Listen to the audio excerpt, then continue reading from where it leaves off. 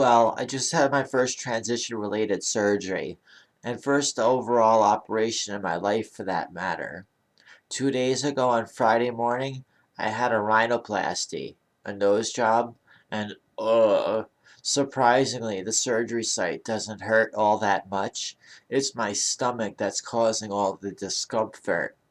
Having nothing but blood clots and for breakfast, lunch, and dinner is making me sick. Luckily, my loving girlfriend has been here for me, making endless trips to ShopRite for straws, juice, and all kinds of other things that I'm still a little too dazed to remember. It was weird. I was fairly nervous, but also excited at the same time. When I got into the OR, the anesthesiologist poked me a few times, and that was it.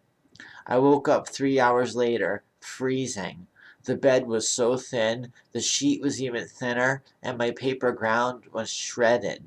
The doc eventually came in and put my socks on and dressed me. He said that everything went beautifully.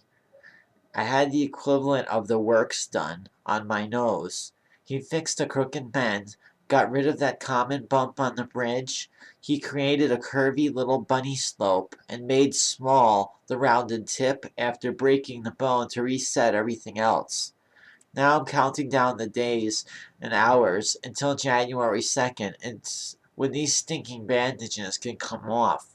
The black and blue swells were so huge yesterday that I couldn't even see, and my hair still has blood crust throughout it. Ew. It was actually I actually wanted to die yesterday because I was so uncomfortable. The first day really is the worst. My biggest meal so far has been 2 slices of roast beef, the first real substance I've eaten in 2 whole days. To anyone getting this done, be prepared for the driest throat you've ever had. Seriously. My lips are blistered shut. It's like having the world's worst case of strep throat, something that only sleeping with a lifesaver or two in my mouth seemed to cure. At least some good news came yesterday. My endo called saying that my second blood test was even better than my first. Estrogens are now at 163 and testosterone is down to 20. Last time, they were at 131 and 42. He said that I'm now as hormonally female as I could safely get.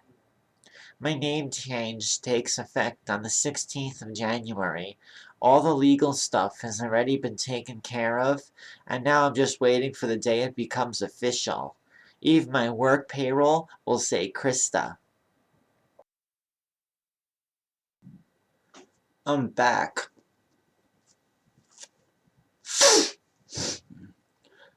I guess it's been about 3 days now. I went to Dr. Keith Berman in Staten Island, New York.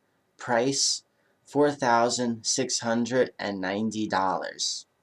Ugh, that anesthesia was a wee bit stronger than I initially presumed. I was under for 3 whole hours. The black and blues are now turning yellow, and the huge swell between my eyebrows where I thought I was growing a unicorn horn is finally subsiding. I was walking around most of the day yesterday with 2 Q-tips stuck in my nose to stop the leakage. I can't stand this huge pad of gauze nose diaper thing still strapped to my face any longer. I'm starting to get stir crazy in between my naps. Man, that hydrocodone last night really messed me up. I even started hallucinating, so Bettina took me upstairs to the bed to, yeah. She thought it'd make me feel better since I usually end up crying when we go all the way. We probably won't ever have sex again, at least not as guy-girl style, since I make her feel so bad with my sobbing halfway through.